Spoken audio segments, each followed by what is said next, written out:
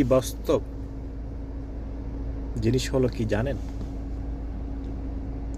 যখন মানুষ সাফল্যের দ্বার প্রান্তে এসে পৌঁছে যায়,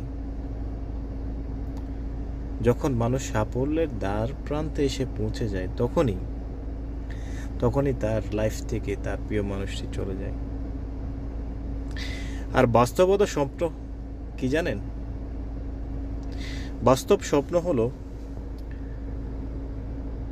বাস্তবতা স্বপ্নকে ধ্বংস করে,